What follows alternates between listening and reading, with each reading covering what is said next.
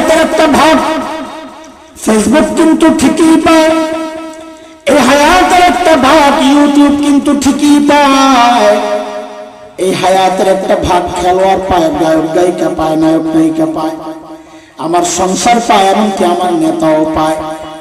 পায় না কেবল আমার মালিক। মালিককে টান দেওয়ার সময় আমাদের হাতে নাই, আমরা ব্যস্ত। আমি আর তুমি ছাড়া দুনিয়ার সব মালিককে টান দেয়।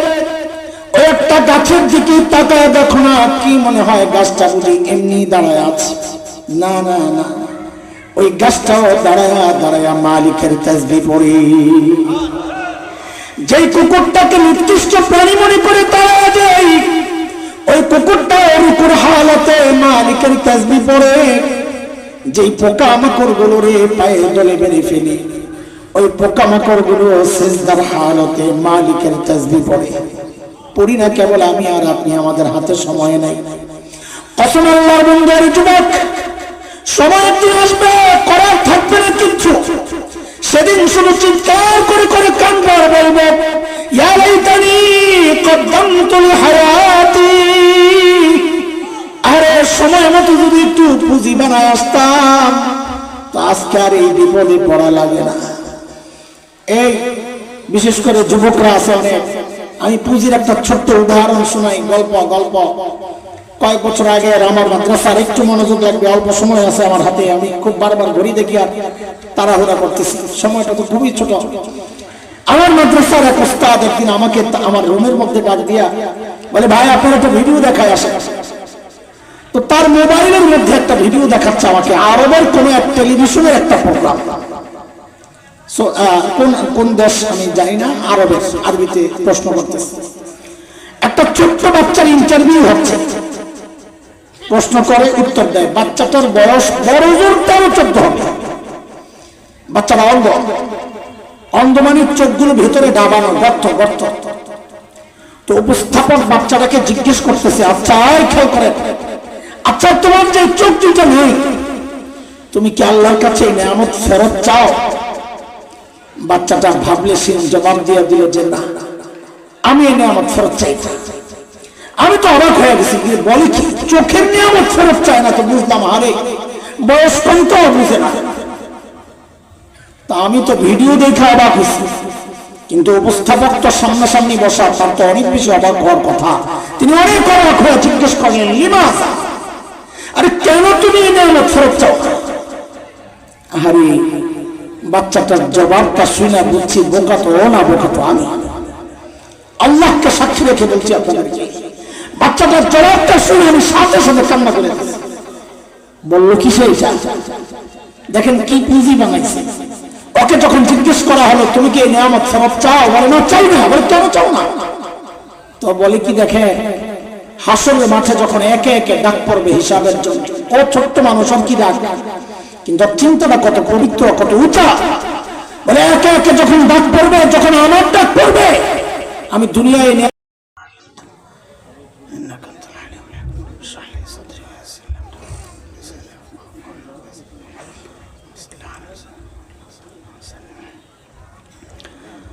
আলহামদুলিল্লাহ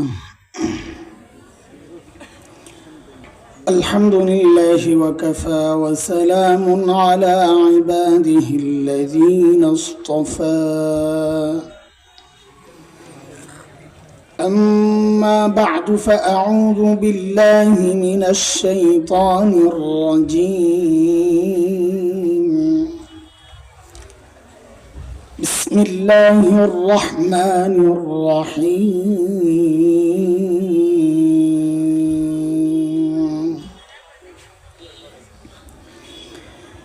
يا أيها الذين آمنوا اتقوا الله ولتنظر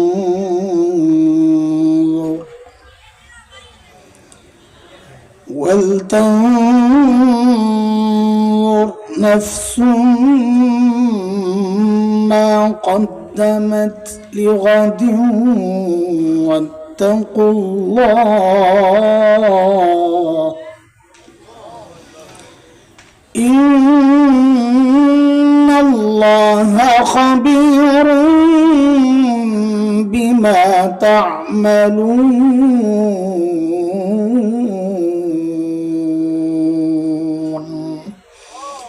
آمنت بالله صدق الله العلي العظيم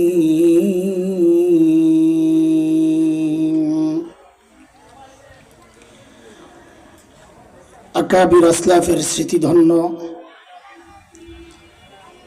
দীনী ইদারা শেখ আব্দুস সুবহান রাহিমাহুল্লাহ প্রতিষ্ঠিত মার্কাজ আব্দুল্লাহপুর জগৎচর মাদ্রাসার দাওরা হাদিস এবং হাফেজ ছাত্রদের দস্তারবন্দি উপলক্ষে অনুষ্ঠিত আজকের এই বার্ষিক ইসলামী মহাসম্মেলনের মুহতারাম সভাপতি, উপস্থিত হযরত উলামায়ে কেরাম, মুরব্বিয়ানে আযম, দূর দূরান্ত থেকে আগত ইসলাম প্রিয় সুধী সমাজ, প্রিয় ছাত্র ভাইয়েরা, যুবক বন্ধুরা, পর্দার আড়ালের মা ও বোন, আল্লাহ সুবহানাহু ওয়া তাআলার অশেষ মেহেরবানি, করুণা, দয়া, যে মহান মালিক লাখো কোটি মানুষ থেকে বাছাই করে দিন এই মাহফিলে আমাকে আপনাকে আসার বসার কিছু কথা বলা ও শোনার তৌফিক দান করেছেন, সেজন্য মহান রবের শুকরিয়া আদায় করি। জবান খুলে প্রাণ খুলে কালিমাতুশ শুকর উচ্চারণ করি, আলহামদুলিল্লাহ। সময় যেহেতু খুবই ছোট্ট, মাগরিবের আগে আসরের পরে সময়টুকুই ছোট, এই জন্য খুব সংক্ষেপ কিছু কথা বলবো ইনশাআল্লাহ। তবে মনোযোগ সহ শুনলে আশা করি অনেক লম্বা সময়ের কথাগুলো আমরা এই অল্প সময়ে শেষ করতে পারবো ইনশাআল্লাহ। আমার শুনে খুব আনন্দ লেগেছিল যে এই মাদ্রাসা হযরত হুসাইন আহমদ মাদানী রহমতুল্লাহ আলাইহির নিসবত হযরত আসআদ মাদানী রাহিমাহুল্লাহ হযরতের নিসবতে এই মাদ্রাসা প্রতিষ্ঠিত, মুরব্বীদের পরামর্শে, হুকুমে। আমি অনেক ভাগ্যবান যে এমন এক প্রতিষ্ঠানে আজকে আপনাদের সামনে কিছু কথা বলার জন্য বসেছি। দোয়া চাই আল্লাহ তাআলা যেন যে কথাগুলো বলার নিয়ত করেছি এই কথাগুলো আমাকে সহজে বলার এবং আপনাদেরকে সহজে বোঝার তৌফিক দান করেন। কথাগুলোর মূল টার্গেট আমি নিজেই, আমাকেই আমি ওয়াজ করবো আজকে, এটা বিশ্বাস করেই বসছি। এখানে সবচেয়ে বড় রোগী আমি নিজে, আমারই চিকিৎসা দরকার। হাকিম উল উম্মত মুজাদ্দিদ মিল্লাত হযরত মাওলানা আশরাফ আলী থানভী রহমতুল্লাহ আলাইহি এমনটাই বলতেন যে আমি যখন আমার মধ্যে কোনো রোগ অনুভব করি, আত্মার রোগ, তা আমি ওই বিষয়ে বেশি বেশি বয়ান করি যেন আমার থেকে রোগ দূর হয়। তা আমার উদ্দেশ্য এটাই, আমি আমাকেই বলবো, বাকি আমার মতো কেউ থাকলে যেন তার উপকারে আসে এমনভাবে বলার চেষ্টা করবো ইনশাআল্লাহ। কুরআন আল কারীমের সূরাতুল হাশরের একটা আয়াত আমি পড়েছি, 18 নম্বর আয়াত, যে আয়াতে আল্লাহ সুবহানাহু ওয়া তাআলা আমাকে আপনাকে বড় মায়া করে একটা ডাক দিয়েছেন, ইয়া আইয়ুহাল্লাযীনা আমানু বলে, ও ঈমানদারেরা। এই ডাকটা মালিকের বড় মায়ার ডাক। কুরআন আল কারীমের মধ্যে আল্লাহ ঈমানদারকে দুই ভাবে ডেকেছেন। কোথাও ডেকেছেন ইয়া আইয়ুহান নাস বলে, ইয়া আইয়ুহাল ইনসান, ইয়া আইয়ুহান নাস বলে, মানে ও মানুষ। আর কোথাও ডেকেছেন ইয়া আইয়ুহাল্লাযীনা আমানু বলে, ও ঈমানদারেরা। হযরত মুফতি শফি রহমতুল্লাহ আলাইহি বলেন এই দুই ডাকের মধ্যে অনেক পার্থক্য। কি পার্থক্য? তো হযরত বলেন আমরা আমাদের সন্তানকে ডাকার ক্ষেত্রেও এই পার্থক্যগুলো করি। যেমন কখনো কখনো আমরা সন্তানকে নাম ধরে ডাকি, কথার কথা, এ আব্দুল্লাহ, এভাবে ডাকলে আব্দুল্লাহ মনে মনে একটু ঘাবড়ে যায় যে বাবার ডাকের নমুনা ভালো লাগতেছে না, হয়তো রেগে আছেন। কিন্তু কখনো কখনো বাবা আর সন্তানের যে সম্পর্ক, বাবা ওই সম্পর্ক ধরে যখন ডাক দিয়ে বলেন আব্বু, তো সন্তান বুঝে আমার বাবা আমাকে মায়া করে ডাক দিছে।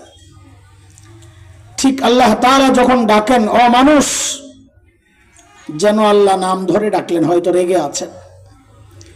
কিন্তু ইমানদার বান্দার সাথে আল্লাহর যে সম্পর্ক, আল্লাহ যখন ওই সম্পর্ক ধরে ডাক দেন, ও ইমানদারেরা, তখন বুঝে নেওয়া যে আমার মালিক আমাকে বড় মায়া করে ডাক দিয়েছে।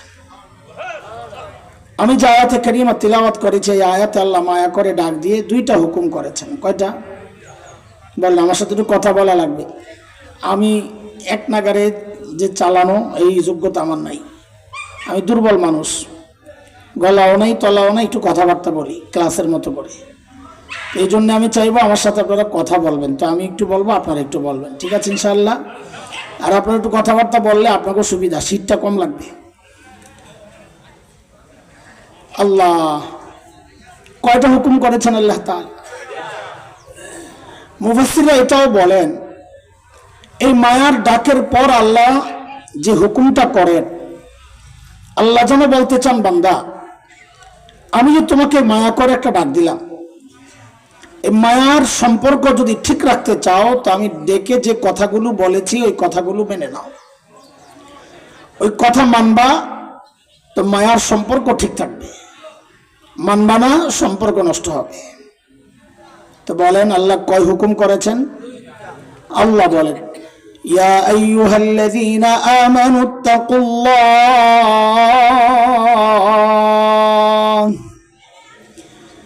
ওয়ালতানজুর নাফসুম মা কদ্দামাত লিগাদিন ওয়াত্তাকুল্লাহ।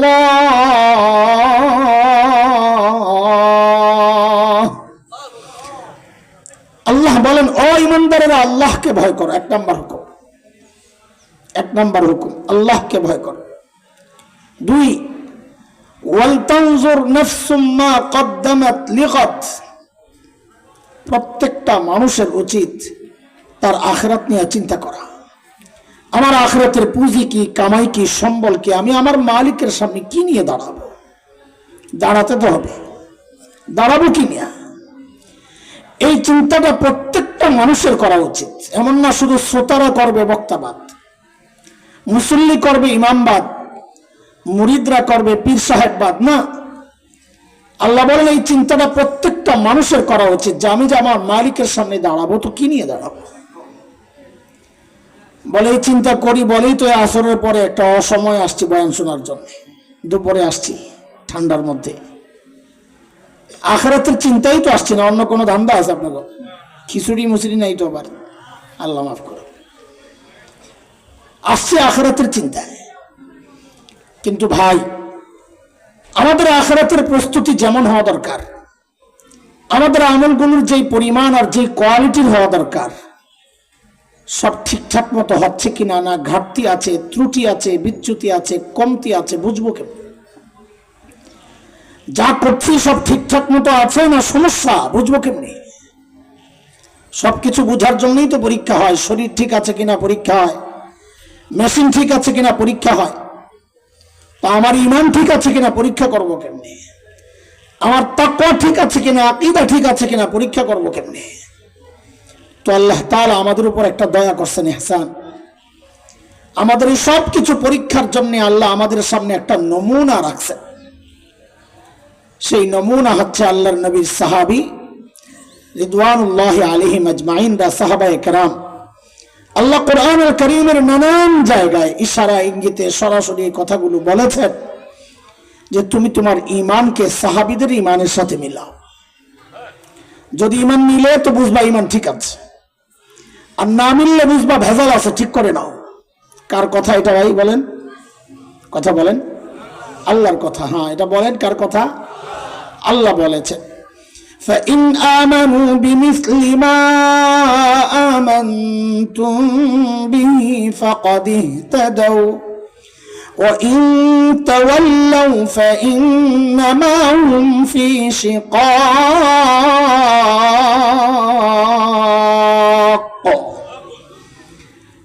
বলে তুমি তোমার তাকওয়াকে সাহাবীর তাকওয়ার সাথে মিলাও। কেন মিলাবো? ওটা বোঝার জন্য একটা বিষয় বুঝেন আগে। যিনি পড়ান সারা বছর, বোর্ডের যখন পরীক্ষা হয় তখন ওই শিক্ষকই কি পরীক্ষা নেন না অন্য শিক্ষক পরীক্ষা নেন? অন্য শিক্ষক। মাশাআল্লাহ। তো আল্লাহ যেন এমনটাই বলতেছেন যে আমার নবীর সাহাবীকে তাকওয়া পড়াইছেন তো নবী, তাকওয়া শিখাইছেন তো নবী সাল্লাল্লাহু আলাইহি ওয়াসাল্লাম, কিন্তু ওদের তাকওয়ার পরীক্ষা নিছি আমি আল্লাহ। সাহাবীদের তাকওয়ার পরীক্ষা কে নিছেন? 26 নম্বর পারা সূরাতুল হুজুরাত 3 নম্বর আয়াত আল্লাহ বলেন, ইন্নাল্লাযীনা ইয়াগুযযুনা আসওয়াতাহুম ইনদা রাসূলিল্লাহ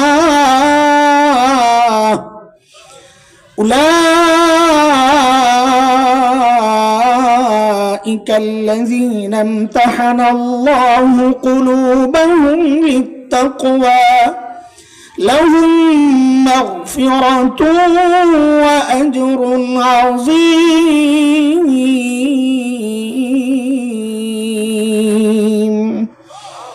বলেন সাহাবীদের তাকওয়ার পরীক্ষা নিছেন কে? পরীক্ষার ফলাফল কি? আরে পাস পরে কোন, আগে শুনেন। ওই আমরা যারা খাতা দেখি তারা ভালো করে বলবেন। অনেক সময় পরীক্ষার এমন খাতা আসে, লেখাগুলো দেখলে খুব একটা ভালো লাগে না, হাতে লেখা খুব একটা সুন্দর না, বানান টানানো কিছু ভুলটুল হয়, কিন্তু তার কাছে যা চাওয়া হয়েছে এত চমৎকার লেখছে, মনে হয় যেন লেখক নিজে আসলে এত সুন্দর লিখতে পারত না।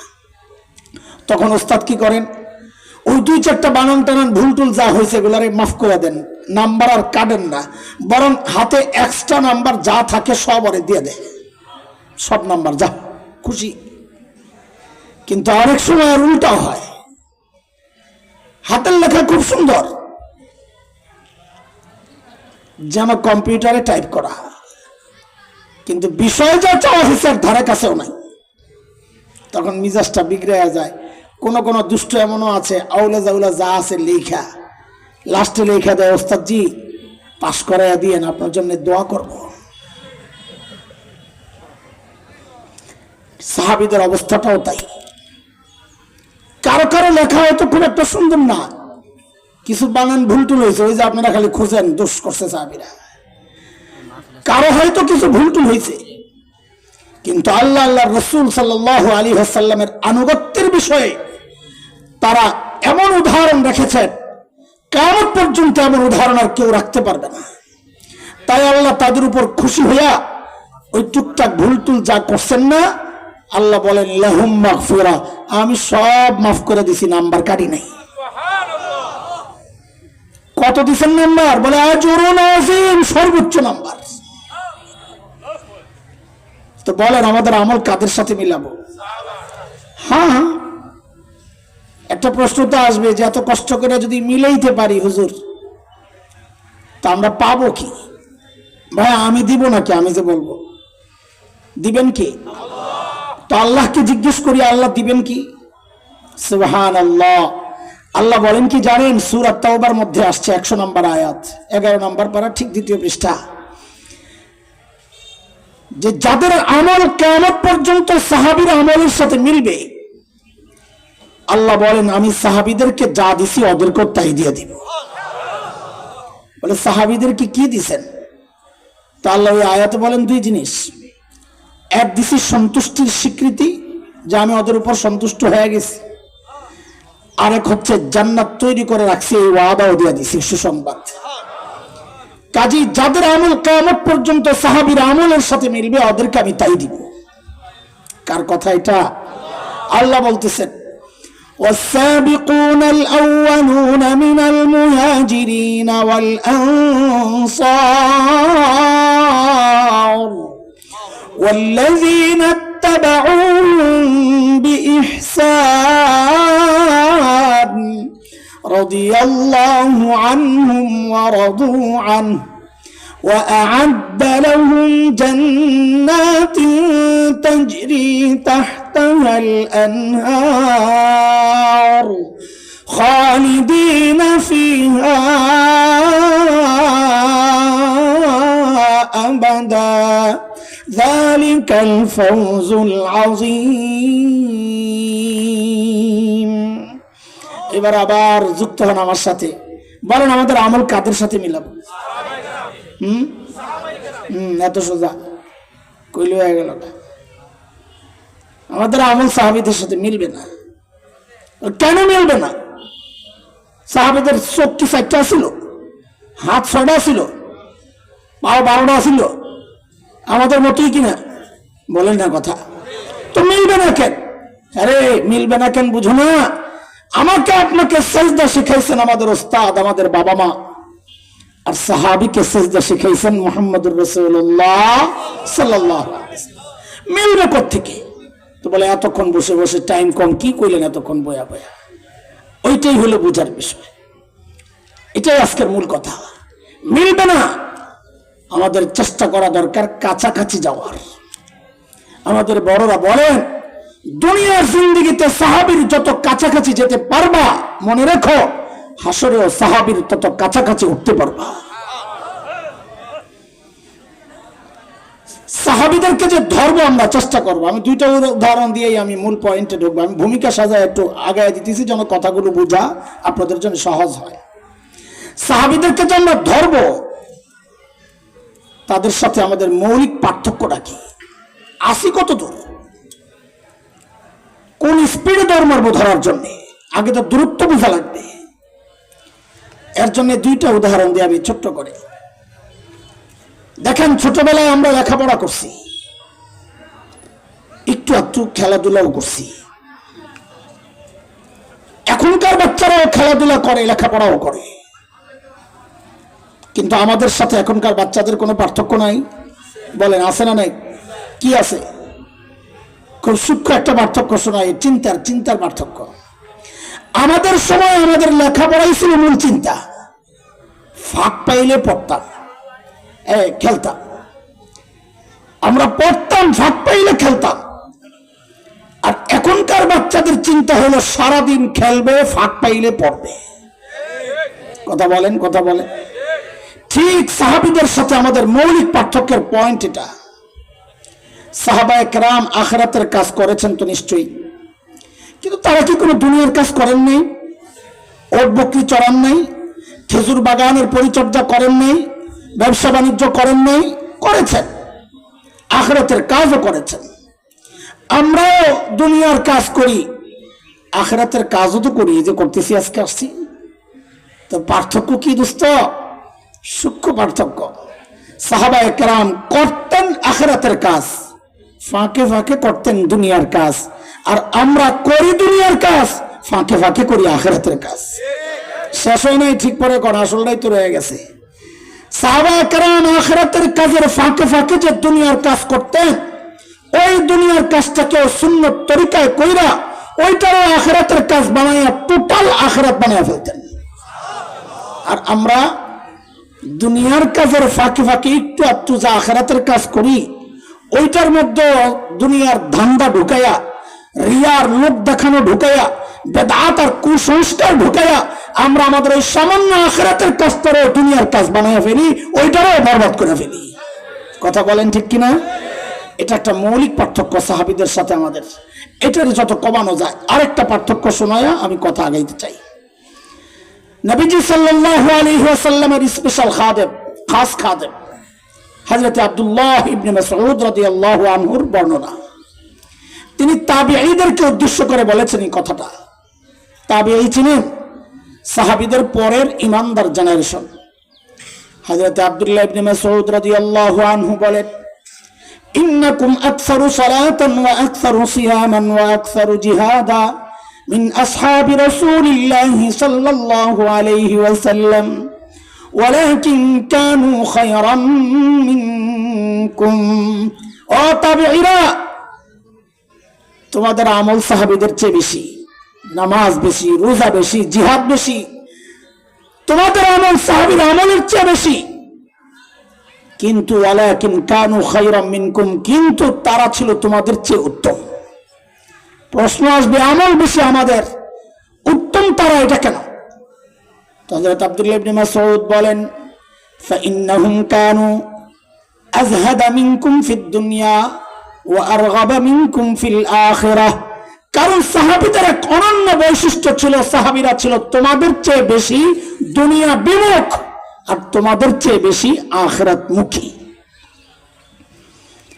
এই কথার উপর ভিত্তি করে আমি একটা উদাহরণ দিয়ে কথা আগাইতে চাই। সাহাবীরা কতটা দুনিয়া বিমুখ ছিলেন, কতটা আখিরাতমুখী ছিলেন, তো আমাদের সাথে মিলাইয়া দূরত্বটা কমাইতে চেষ্টা করি, বাস এটাই কথা। আল্লাহর নবীর এক শ্রেষ্ঠ সাহাবী ছিলেন হযরত সাঈদ ইবনে আমির আল জুমাহি রাদিয়াল্লাহু আনহু। ইসলাম কবুল করছেন একটু দেরিতে, হিজরতের বেশ পরে। দেরিতে মুসলমান হলে কি হবে, ঈমান ছিল বড় পাক্কা। কতটা পাক্কা, একটা ছোট্ট গল্প শুনেন তো বুঝবেন। হযরত ওমর রাদিয়াল্লাহু আনহু যখন খলিফা, দোস্ত বলেন তো ওমর নরম ছিলেন না গরম? তাড়াতাড়ি, কেমন গরম? অনেক কথা, এক হাদিসের টুকরা শুনলেই তো বোঝা যায়। নবীজি বলেছেন, ওমর আপনি যে রাস্তায় থাকেন ওই রাস্তায় আর শয়তান থাকে না, এমন ভয় পায়। ওমর এত গরম ছিলেন। এই গরম ওমর যখন খলিফা, হযরত সাঈদ আয়েশা বলতেছেন, ওমর আল্লাহ দায়িত্ব দিয়েছেন ঠিকঠাক মতো আদায় করেন, নাহলে কিন্তু খবর আছে। বাপরে বাপ, বেটার কলিজায় সাহস কত, কই পাইলে সাহস?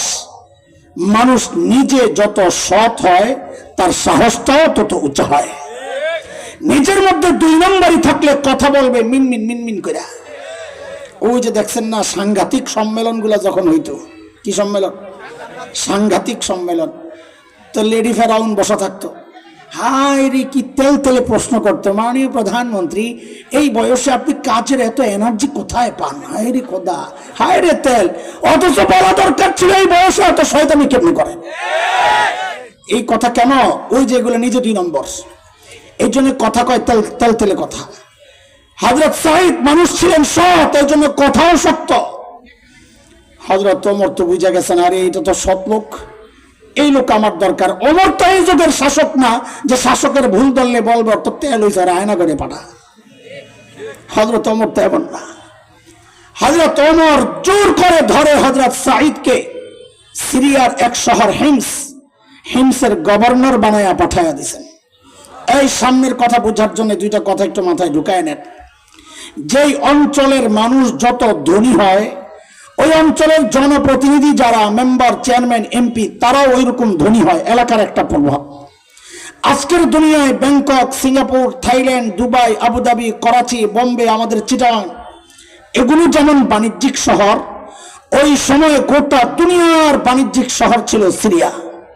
এবার আপনারা বুঝে শুনে বলেন তো, সেই সিরিয়ার শহর হিমসের গভর্নর ধনী হওয়ার কথা না গরিব হওয়ার কথা? কেমন ধনী বলেন? সময়ের সেরা ধনী বলেন, এই কথাটাই। হ্যাঁ বলেন সময়ের। কিন্তু তিনি তো খালি হিমসের গভর্নর না, তার তো আরেকটা পরিচয়, তিনি নবীজির সাহাবী। তো শুনেন কেমন ধনী ছিলেন। হিমস থেকে এক দল আসছে, অর্থনৈতিক মন্দা চলছে তাদের, হযরত ওমরের সাথে, খলিফাতুল মুসলিমিনের সাথে, আমিরুল মুমিনের সাথে সাক্ষাৎ করার জন্য।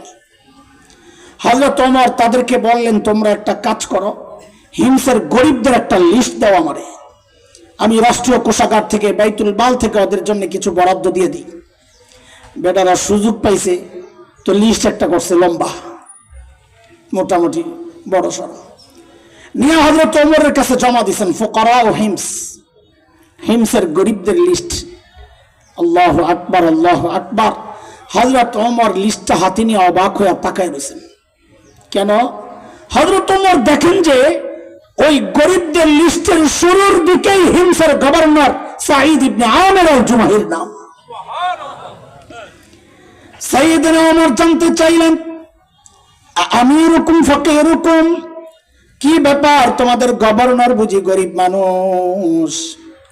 হিমসের লোকেরা জবাব দিলেন, বালা আমিরুনা আফকরুনা, আমাদের গভর্নর শুধু গরিব না, হিমসের মধ্যে সবচাইতে গরিব। হযরত ওমর এই কথা শুনে এত খুশি হয়েছে, সাথে সাথে 1000 স্বর্ণ মুদ্রা প্যাকেট করে দূত মারফত পাঠাইয়া দিয়েছেন, যাও আমার পক্ষ থেকে আমার সাঈদকে এটা হাদিয়া দিয়ে আসো। এ ভাই কত কত? 1000 কি কয় হাজার টাকা হইব কোন জানা নেই না? গত বছরের শুরুর দিকে অথবা তার আগের বছরের শেষ দিকে হিসাব করছিলাম, প্রায় 5 কোটি টাকা হয়। কত? এখন তো স্বর্ণের দাম বাড়ছে, এখন তো আরো বেশি হইব। এই বিশাল অঙ্কের হাতে অদস্ত দুনিয়া বিমুখতা কাকে বলে একটু শোনেন। বিশাল অঙ্কের হাদিয়া নিয়ে যখন হযরত সাঈদের সামনে পেশ করছে, হযরত সাঈদ প্যাকেটটা খুলে যখন বুঝলেন এই বিশাল অঙ্কের হাদিয়া তার জন্য, তিনি কি করলেন? সাথে সাথে প্যাকেটটাকে ছুঁড়ে মেরে চিৎকার দিয়ে বলে উঠলেন, ইন্না লিল্লাহি ওয়া ইন্না ইলাইহি রাজিউন। কি পড়ছেন?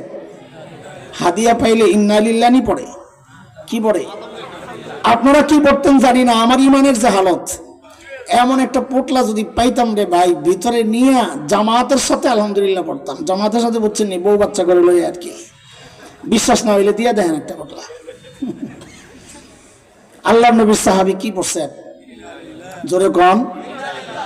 এমন ভাবে ইন্না লিল্লাহ পড়ছেন, ভেতর থেকে তো বউ ডরায় গেছে। আরে মদিনা থেকে দূত আসছে, না জানি কোন দুঃসংবাদ নিয়ে আইছে, আল্লাহই জানে। সাথে সাথেই জানতে চাইলেন, আকুতিলা উমর ইবনুল খাত্তাব, কি ব্যাপার এইভাবে ইন্না লিল্লাহ কেন পড়লেন? সাইয়্যিদনা ওমর বুঝি শহীদ হয়ে গেছে? হযরত সাঈদ বলেন, না না, ঘটনা তা না, বরং তার চেয়েও মারাত্মক ঘটনা, আরো মারাত্মক। বউ আবার জানতে চাইলেন, আকুতিলাল মুসলিমুনা ফি মারিকা, তাইলে কি কোন যুদ্ধে মুসলমান ব্যাপকভাবে শহীদ হয়ে গেল কিনা? হযরত সাঈদ বলেন, না না, ঘটনা তাও না, তার চেয়ে মারাত্মক, আরো খারাপ খবর। বউ তো এবার ডরাই গেছে, আসছে মারাত্মক ঘটনা আর কি হইতে পারে, না জানি আমার জামাইয়ের কলাটা নিতে পাঠাইছে, বেরি তো ভিতরে শুকায় গেছে। আরে বলেন তাড়াতাড়ি, কেনই হবে ইন্না লিল্লাহ পড়লেন? আল্লাহু আকবার। আল্লাহর নবীর সাহাবীর জবাবটা শুনেন দোস্ত। হযরত সাঈদ বলেন কি জানেন? উদখিলাত আলাইয়া দুনিয়া লিতুফসিদা আখিরাতি, আরে আমার ঘরে দুনিয়া ঢুকায় দেওয়া হয়েছে আমার আখিরাতকে বরবাদ করার জন্য। সাহাবী সাথে সাথে বিবিকে বললেন, আমি চাই মদিনার দূত আমার ঘরে থাকতে থাকতে এই 1000 স্বর্ণ মুদ্রা তুমি হিমসের গরিবদের মধ্যে এখনই বিলায়া দিবা। কি বুঝলেন ভাই? সুবহানাল্লাহ তো বলছেন। শাসক যখন নেককার হয়, দিনদার হয়, ইমানদার হয়, আল্লাহ ভীরু হয়, তখন নিজের বরাদ্দের টাকাটাও জনগণকে দিয়ে দেয়। আর শাসক যদি 2 নম্বর হয়, দুর্নীতিবাজ হয়, অর্থ লোপাটকারী হয়, সন্ত্রাসী হয়, চাঁদাবাজ হয়, তখন জনগণের বরাদ্দের টাকা মাইরা বিদেশ যায় বাড়ি বানায়। কথা কন? আপনাকে অভ্যাস খারাপ। আপনারা এই মাহফিলে আসেন যখন, তো ঠিক বলেন এখানে, আর ভোট দেন যায় ওখানে। এটাও ঠিক না? এটাও ঠিক। এই ঠিক চলতে থাকবে, 2 নম্বর ঠিক না ঠিক ঠিক করবেন। আরে ঠিক করবেন না, 2 নম্বরই ঠিক চলতে থাকবে। হ্যাঁ হ্যাঁ, যদি ঠিক করতে হয় আওয়াজ উঠাইতে হবে যে সব দেখা শেষ, এখন আর একটা দেখা বাকি আছে, ওইটাই দেখতে চাই। সেটা হচ্ছে আগামীর বাংলাদেশ হবে খেলাফতের বাংলাদেশ, কোরআনের বাংলাদেশ। ইনশাআল্লাহ দেখতে চাই কি চাই না? ইনশাআল্লাহ। আল্লাহ তুমি কবুল করো, এদেশকে আল্লাহ খেলাফত ব্যবস্থার জন্য তুমি কবুল করো, আমিন বলেন, আমিন। হযরত সাঈদ যখন বিবিরে বলছেন সব দিয়ে দেন, বিবি তো আর আমাদের বউ না, আপনাকে বউ তো আল্লাহ আল্লাহ, আমরা কটা বাদ দিলাম। আমি যে সিপাশা বাদ দিয়ে আছি, কোন বিপদে পড়ি শেষে আমি কথা কইয়া আমার বউর উপরে দিয়ে যাক, সামনে নাই। আমার বউর যদি বলতাম সব ধান করে দাও, ও আমার তো একটা বেশকি মারলে হইলে বুঝুর কি দেখায়।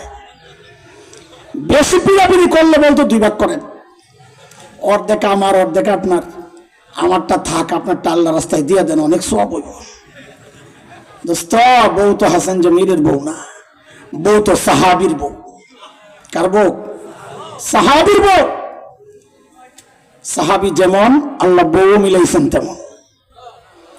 বউ যখন বলেছেন সব দিয়ে দাও, বউ একটু দেরি না কইরা সাথে সাথে নিয়ে সব দিয়ে দিস।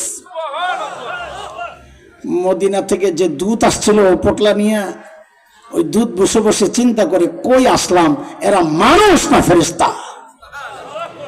দ্রুত ফেরত গেছেন মদিনায়। হযরত ওমরকে যায় যখন এই গল্প শুনাইছেন, আল্লাহু আকবার, সাইয়্যিদনা ওমর এতটা খুশি হয়েছেন, সাথে সাথে ফরমান জারি করলেন, এই কাফেলা রেডি কর, আমার সাঈদকে দেখতে যাব। ভাই এটা এই জমানা না, যে চাইলেই হেলিকপ্টারে উঠে চট করে আরেক দেশে যাওয়া যায়। এটা ওই জামানার কথা, যখন দূরের সফরের জন্য অনেক প্রস্তুতি দরকার, অনেক সময়ের দরকার। সাইয়েদনা ওমরের কাফেলা যখন হিমসে ঢুকে, গোটা হিমস যেন ভেঙে পড়ে, চারদিক থেকে হাজারো মানুষ ছুটে ছুটে আসছে। কেন? আহারে মদিনা থেকে আমাদের আমিরুল মুমিনিন আসতেছেন, আল্লাহর নবীর শ্রেষ্ঠ সাহাবী ওমর ইবনুল খাত্তাব আসতেছেন এক নজর দেখার জন্য। হযরত ওমর বসা, পাশে সাঈদ ইবনে আমির, সামনে হাজারো মানুষ। হযরত ওমর চিন্তা করলেন, সাঈদকে আমি তো ভালো জানি, কিন্তু জনগণ কি বলে এই সুযোগে একটু পরীক্ষা করে নেওয়া যাক। অনেক সময় দেখা যায় নেতার কাছে নেতা ভালো, কিন্তু পাবলিক দেখতে পারে না, হয় কিনা বলেন বলেন? সাইয়েদনা ওমর ডাক দিয়ে জানতে চাইলেন, এই হিমসের মানুষ, তোমাদের গভর্নরের বিরুদ্ধে কারো কোনো অভিযোগ আছেনি? থাকলে দাঁড়ায় যাও। আল্লাহু আকবার বলেন না। এই জমানায় যদি কোনো নেতা যায় এলাকায় যায় বলতো, এই আপনাদের এলাকার নেতার বিরুদ্ধে কারো কোনো অভিযোগ আছে? সব পাবলিক মাথা, ধরেন 3 বছর আগের কথা কইতেছি আর কি, পাবলিক মাথাটা নিচের দিকে দিয়া বিড়বিড় করতো আর বলতো, অভিযোগ তো আছে কিন্তু দাঁড়াবো না, এখন দাঁড়াইলে সকালে শুয়া পড়ন লাগবো, ঠিক নেই? হ্যাঁ, এরপরে যায় ধরা খান, আবার ঠিক কোন শরম লাগে না ভাইয়া। হযরত ওমর যখন ডাক দিলেন, অভিযোগ থাকলে দাঁড়াও, এটা ইসলামী শাসনের সৌন্দর্য, খেলাফত ব্যবস্থার সৌন্দর্য। জনগণের শাসকের বিরুদ্ধে অভিযোগ করার অধিকার ছিল, সাহসও ছিল, সুযোগও ছিল। দাঁড়ায় গেছেন, এক বুড়া আছেও আছে। আল্লাহ, যেই না একজন দাঁড়াইছে, দেখা দেখি আরো 3 জন দাঁড়ায় গেছে। হযরত ওমর তো অবাক হয়ে গেছেন, আরে কারে দেখতে আসলাম, এই লোকের বিরুদ্ধে দেখি অভিযোগের শেষ নাই। বলেন দেখি আপনার কি সমস্যা? যুবক খেয়াল করে শোনো, সাহাবিওয়ালা জিন্দেগি চেষ্টা করা লাগবে, অন্তত কাছাকাছি যাওয়ার চেষ্টা তো করো। বলেন আপনার কি সমস্যা? 1 নাম্বার, প্রথম জন দাঁড়ায়া বলে কি জানেন, আমিরুল মুমিনিন আমাদের গভর্নর না মাসে 1 দিন অফিসে আসে না। মাসে কয়দিন? মাসে 1 দিন। আর আমরা তো সপ্তাহে ছুটি কাটাই 2 দিন, আর কত বন্ধ আছে, সুবহানাল্লাহ। অথচ ইসলামী শাসন ব্যবস্থায় জনতার অভিযোগ, গভর্নর মাসে 1 দিন অফিসে আসে না। হযরত ওমর তো রাগ হয়ে গেছেন, সাঈদ জবাব দাও, কেন তুমি 1 দিন অফিসে আসো না?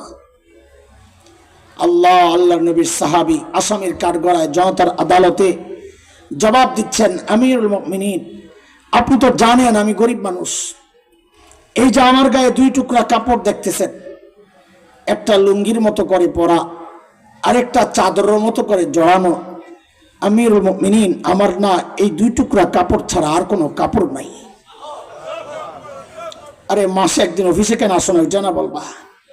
বলে 1 মাস পড়তে পড়তে 1 জোড়া কাপড় দুর্গন্ধ হয়ে যায়, নিজেরও কষ্ট হয়, যারা আমার কাছে আসে ওদেরও কষ্ট হয়, তাই মাসে 1 বার নিচে উপরেরটা ধুয়ে দেই, শুকাইলে নিচে পরি, নিচেরটা ধুয়ে দেই, শুকাইলে উপরে জড়াই।